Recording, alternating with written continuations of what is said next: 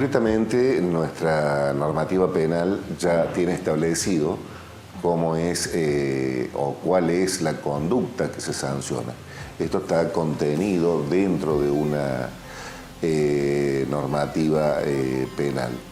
Concretamente, el artículo 205 del Código Penal hace referencia a este tipo de conducta cuando una persona, teniendo conocimiento de que hay una disposición del Poder Ejecutivo de la Nación,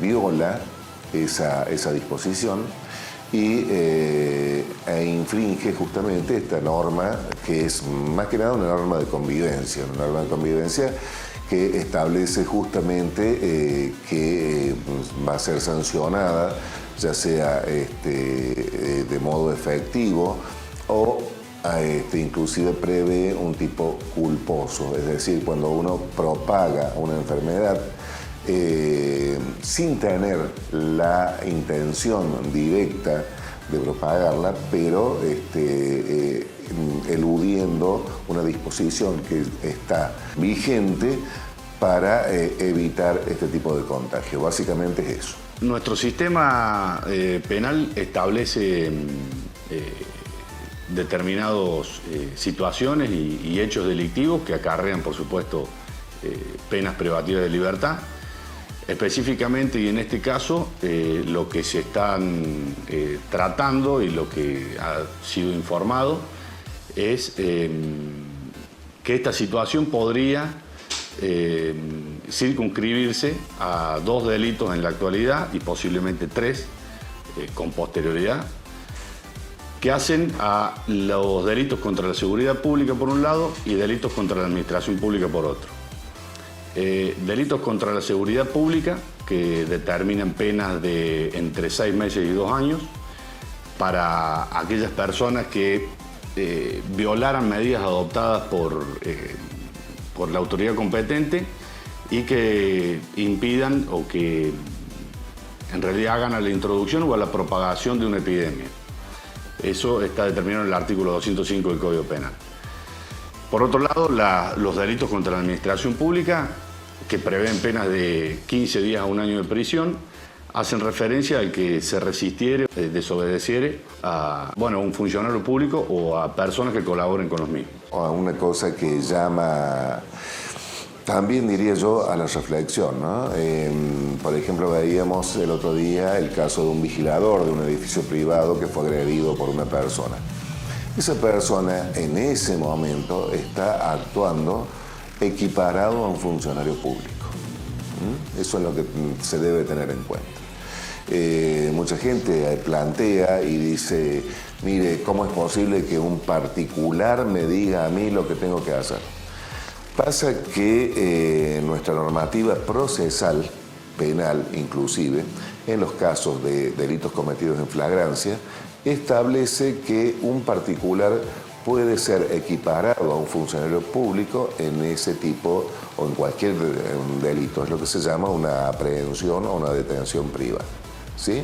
Entonces, la persona que observa a alguien que está incumpliendo esta normativa, poniendo en peligro el resto de la comunidad, puede, sin ningún tipo de problemas, siempre y cuando con los límites necesarios, decirle, mire, usted está incumpliendo, e inmediatamente poner en conocimiento de la autoridad pertinente para que esto no se siga suscitando. El tema muy particular es que es una situación de excepción, donde la conciencia, donde la colaboración, donde digamos que la urbanidad y la conciencia social se imponen básicamente para evitar que esta pandemia, que es una situación excepcional, se disemine afectándonos a todos.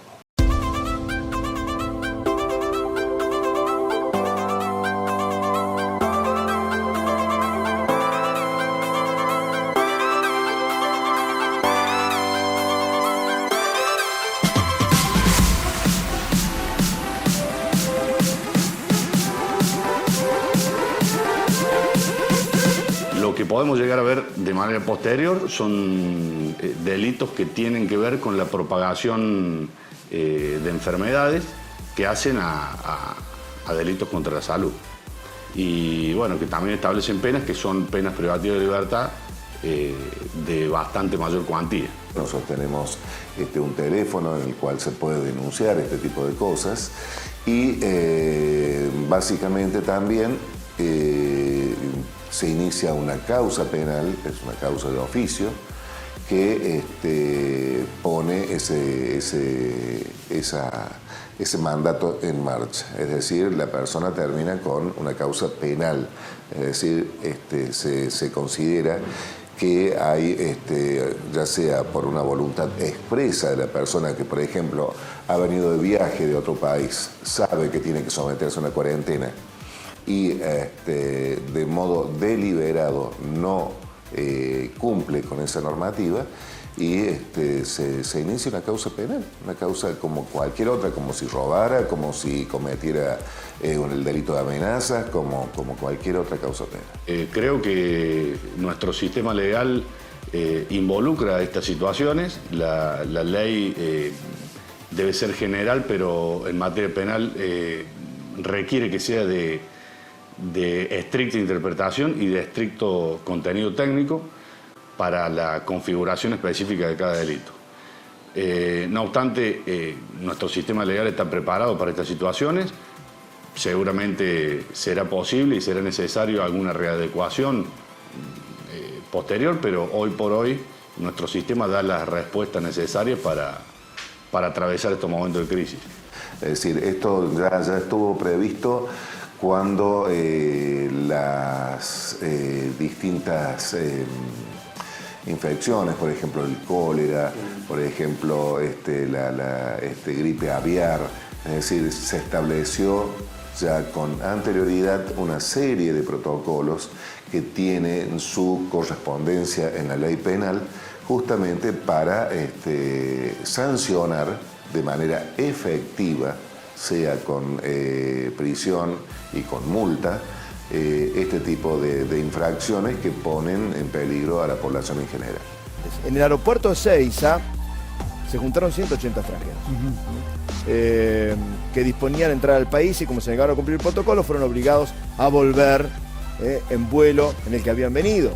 En el caso de los extranjeros, por ejemplo, es totalmente válido y aplicable lo que yo decía recién. Es decir, como tenemos en nuestro derecho penal el principio de territorialidad, toda persona que se encuentre en suelo argentino está obligado a cumplir con las leyes argentinas.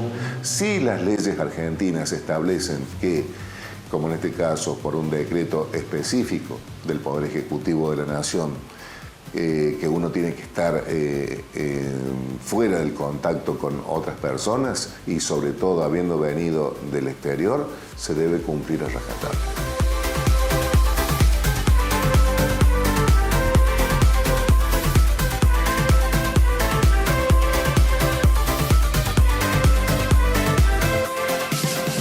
Nos vamos a la pausa comercial. A la vuelta seguimos hablando del impacto del coronavirus, pero en este caso vamos a hablar del derecho internacional. En Córdoba crearon una fiscalía especial para denunciar delitos relacionados con el coronavirus. El ministerio habilitó una línea telefónica exclusiva para la recepción de estas denuncias. Esta línea funcionará las 24 horas, los 7 días y podrán realizarse denuncias desde cualquier punto de la provincia.